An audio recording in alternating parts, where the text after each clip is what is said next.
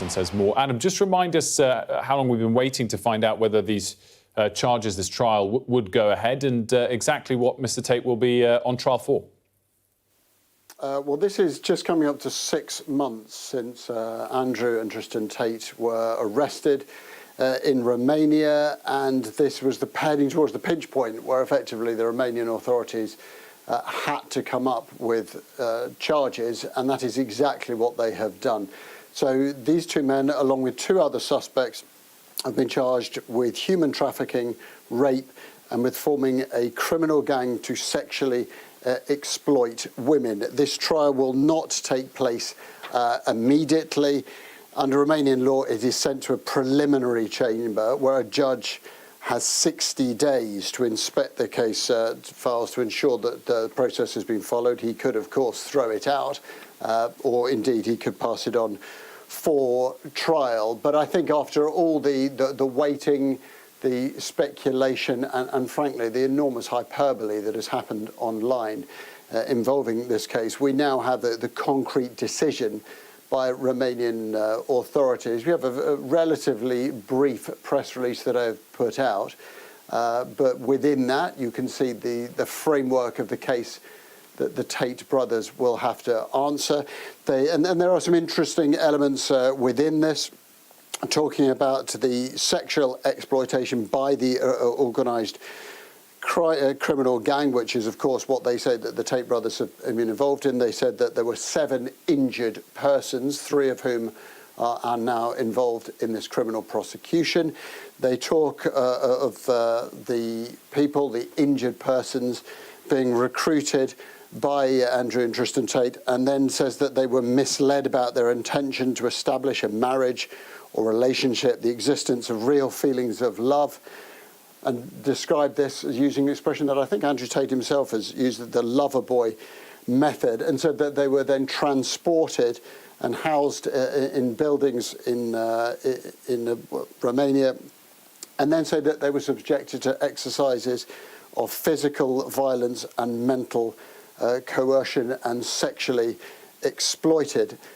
Now, what they have said is that these allegations go back not to the start of this year, but, and they say in the beginning of 2021, says these 4 defendants constituted what they say is an organised criminal gang with a view to committing the crimes of human trafficking, yes, on the territory, as they say, of Romania, but also, they say, in other countries, such as the United States of America, and Great Britain. I'm sure that these allegations will now prick up the ears of prosecutors in both USA and the United Kingdom. A question will be about the level of cooperation that Romanian authorities will get or will continue to receive from those 2 countries. For the moment, the Tate brothers will remain under house arrest. That is part of the long list of assets that have been requested and seized by the Romanian authorities. Very interestingly, also here they detail this. The money that they say they wanted to seize included €52,500, $17,000, £10,000, but also over 21 million Bitcoin. For those of you who have followed the value of Bitcoin, that works out as nearly $400 million that they say they want to seize from the Tate brothers. Now, why this is, of course, particularly high profile is because of that man, Andrew Tate, who has many, many millions of followers online. He is undoubtedly a divisive social media presence. He has over the years said a number of things, many things that have been described as being offensive, misogynistic, and have been castigated by the likes of educationalists, by I mean, the list, frankly, is long of people who berate Andrew Tate, whether it is those working in children in education, whether it is those working for equal rights, or those who simply say that he is a corrosive presence. Now, of course, it is worth saying that there are lots of others. He has these so many millions of followers, particularly, I think, among teenage boys, who say that he is actually a counter to modern society, that he has empowered people and given some young men a sense of purpose in their lives.